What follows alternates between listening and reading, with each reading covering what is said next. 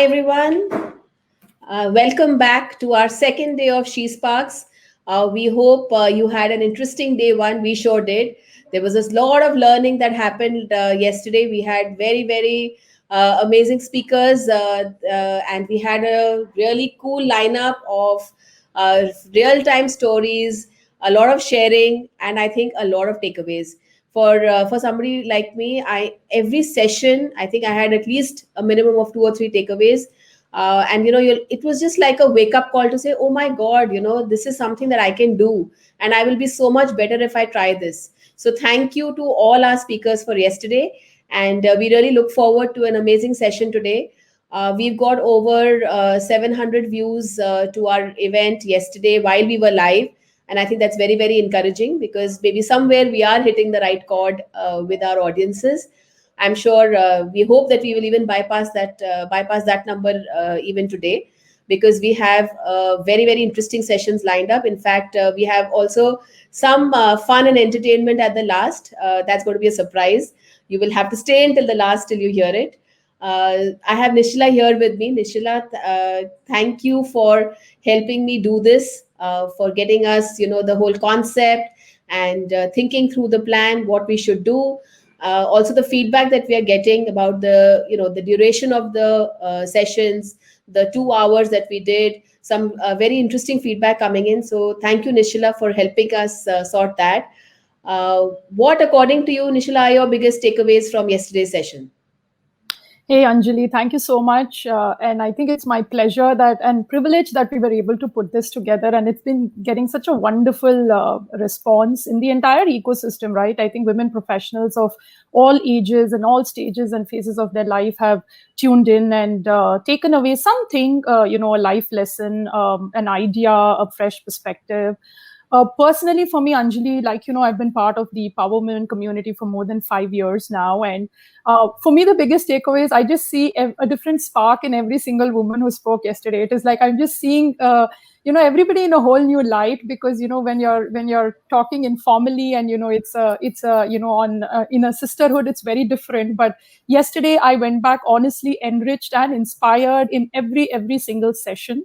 Some of my key takeaways, Anjali, right? I think, I'll just kind of, tell it in the order that it comes to me, no specific order. I think the first point that I do want to share with everybody is I think the situation that we are in, thanks to the global pandemic, what we're calling the Shecession, which is the word used for describing the women's participation in the workforce.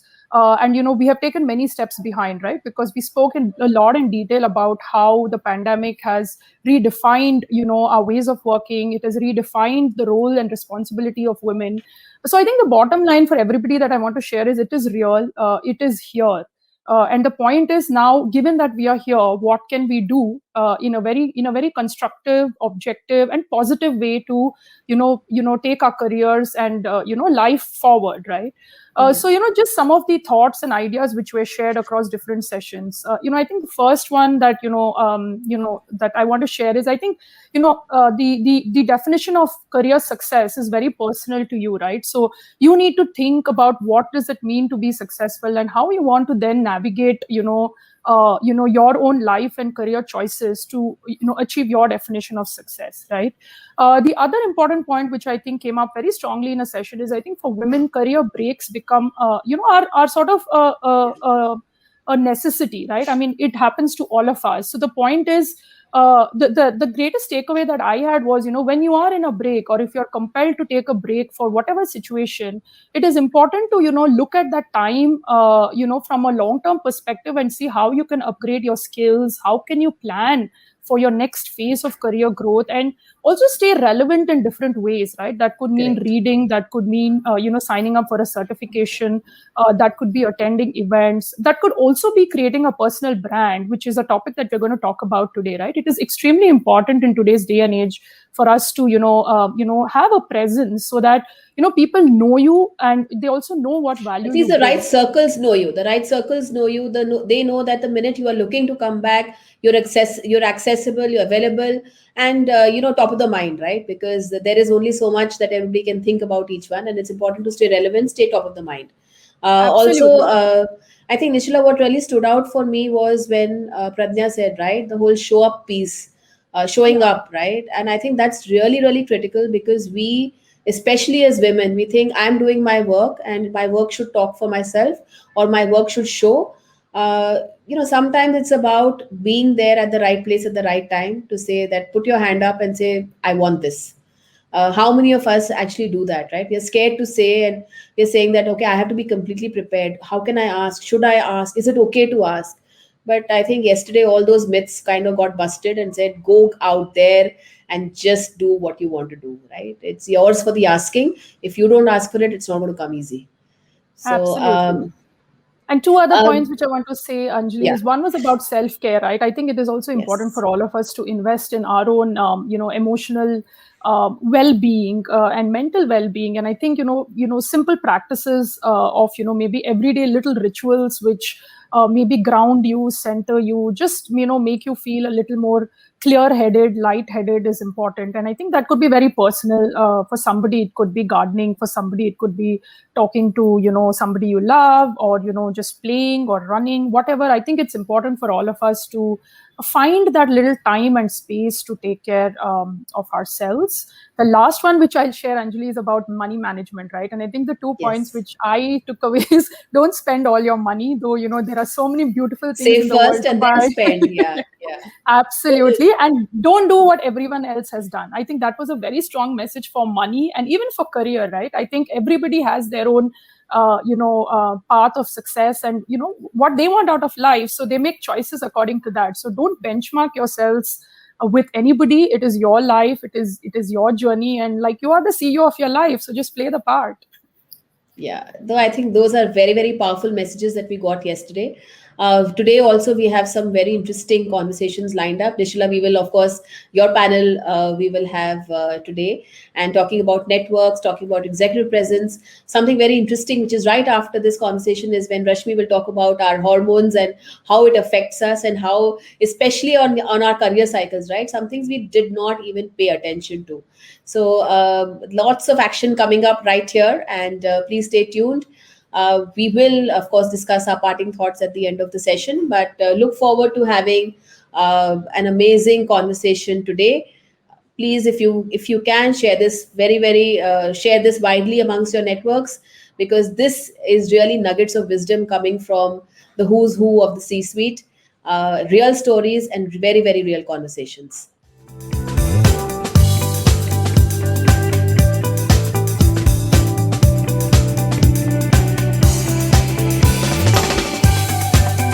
Perfect. Thank you, Anjali, for that. So, yeah, I think Nishila made a great point just now. She was speaking about how women need to talk about self care and how, we, of course, she was talking from a longer perspective. And today's topic, as you probably know, that, I'm going to be talking about. Which are the five most important things from a hormonal perspective for women. Now, it's funny, right? We keep hearing that women are hormonal. And the other day we were having a conversation, a lot of women, all of us were having a conversation, and someone actually mentioned that hormones are not necessarily bad. They can actually be a good thing. And she was so right, because the problem is that most of us don't understand hormones, and that's why being hormonal, or it has just a negative connotation now. So what I'm going to do is, before I give away five quick takeaways in terms of what women should know about their hormones and what are the five things that they should always remember, I'll very quickly cover what are hormones, right? So hormones are nothing but chemical messengers, which basically take messages all across your body to different body parts, and tissues and organs. And we think that hormones make us just happy or sad, but the thing is that hormones control pretty much everything that we do. So how hungry you are, how full you feel, how sleepy you are or not, how you fall in love, who you fall in love with, who you forgive, when you forgive, your mood swings, your energy levels, your productivity levels, your self confidence, your skin, everything depends on the hormones, right? um, the funny thing is that, okay, here's I'll take a step back. Of course, we all know that the hormones also regulate our reproductive system. I'll just tell you very quickly what are the other things that regulate broadly, right? Your metabolism, your immune system.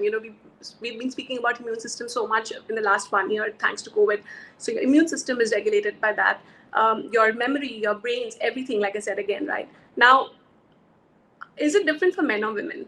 Right? We talk about gender equality, we talk about inclusivity.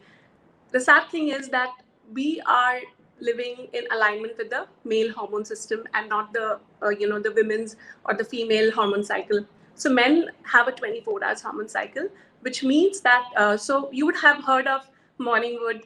Why does morning wood happen? Morning wood happens because the testosterone, the primary male hormone, goes up in the morning. It rises up in the morning and then it goes down, right? Now, so men have this 24-hour cycle of the testosterone hormone going up and down. In women, our hormone cycles are aligned to our menstrual cycles. So for a woman, our menstrual cycle could be on an average 28 days, but plus minus 7 is considered to be normal. So for women, it's anywhere between 21 to 35 days. So while men's cycles are predictive and their behaviors are predictive, their behavioral patterns are predictive, for women it becomes tougher because we are living in alignment with the male hormone cycle, whereas our cycle and patterns are much, much longer. And therefore, it is important to understand that if we don't understand menstruation, if we don't understand the menstrual cycle, we don't really understand how it connects back to our well-being. Now, how does it affect work, right? So we are talking about work primarily today, and I'm going to stick to that. There's a simple acronym for you. It's called IRISE. And I'm going to now give out the 5 points. So just listen very carefully. I is for myself, for you, right? So in the first, so your menstrual cycle is, like I said, 28 days. Now, if you break it down roughly in the middle, you take the first half as 14. First 14 days is your first half of the cycle. Next 14 days is the second half of your cycle. So when you talk about it's important to understand that you need to put I first in the second half of your cycle. So in the 15 days, 14 days before your next period, you need to keep yourself first. You need to say yes to yourself first and no to others. So remember that. When it comes to R, we're talking about rest. So when it comes to rest, your first, of course, during the period, it's very important. When you're menstruating, it's very important. But the second half of your cycle is when your rest is very important, especially the week before your period. Rest is extremely, extremely important. So remember that. Again, imposter syndrome. And I think we all know what is imposter syndrome. Women tend to be affected more by imposter syndrome than men. And it's important to understand that for women, the imposter syndrome is more dominant or predominant in the second half of the cycle. Why does this happen? Because the inner critic in women tends to be a lot more vocal or visible in the second half of the cycle. So beware that in the second half of your cycle, you are more likely to be self-critical. You're more likely to feel that you're doing something or you've been given responsibilities which you don't deserve. So that's the imposter syndrome, predominant in the second half of the cycle. Then it comes to S. What is S? So I'm going to be speaking about sleep. I'm going to be speaking about stress. Let's start with stress. Now, when you get stressed, all parts of your body gets affected because cortisol, the stress hormone, affects almost all parts of your body. Again, second half of your cycle. So what happens is when you are stressed, when your cortisol levels go up, your insulin levels and your sex hormones levels, especially progesterone, which is your calming hormone, it is suppressed even further. So in the second half of your cycle, stress affects you a lot more than it does in the first half. So if you have to, let's say, volunteer for more stuff, or you need to take up something which, you could do the volunteering and all of that in the first half of your cycle. But in the second half, beware, the stress is going to affect you a lot more. And therefore, you take up lighter stuff. You don't take up really heavy stuff. When it comes to sleep, okay, I said for S, we'll talk about stress and sleep, right? So sleep so the funny thing is estrogen levels which rise up in the first half of your cycle also help you sleep faster. So the first half of your cycle is your almost happy part of the cycle. And that's what happens is you can also sleep a lot more then. But conversely, and human body is so funny. In the second half of your cycle, you actually need a lot more sleep. So while in the first half, it's easier for you to sleep, in the second half, it'll be tougher for you to sleep, but you also need a lot more sleep. Here's one fun tip, okay? During ovulation, which is roughly in the middle of your cycle, your body temperature rises. And in the middle of the night, you'll probably wake up feeling warm. So it's good to, to kind of reduce the temperature a little bit. That was just a side note. So yeah, remember that. So first half of your cycle, you can sleep less, and second half sleep more. And the last one, and stress, we already spoke about. And the last one is E, which is your energy. This is my favorite. So your energy in the first half of your cycle is more outward looking, and in the second half, it's more inward looking. Therefore, and which is why first half of your cycle is where you do more stuff which is to socialize. So this is the best time for you to negotiate. This is the best time for you to have tough meetings, have tough presentations, ask for more salary. Your confidence levels are also very, very high in the first half. And in the second half, all of this starts going down again, because like I said earlier, your imposter syndrome is P dominant, your inner critic is P dominant. It's a good time for self-reflection, and it's a good time to kind of take a seat back from all of that. So I'm hoping that this is going to be helpful.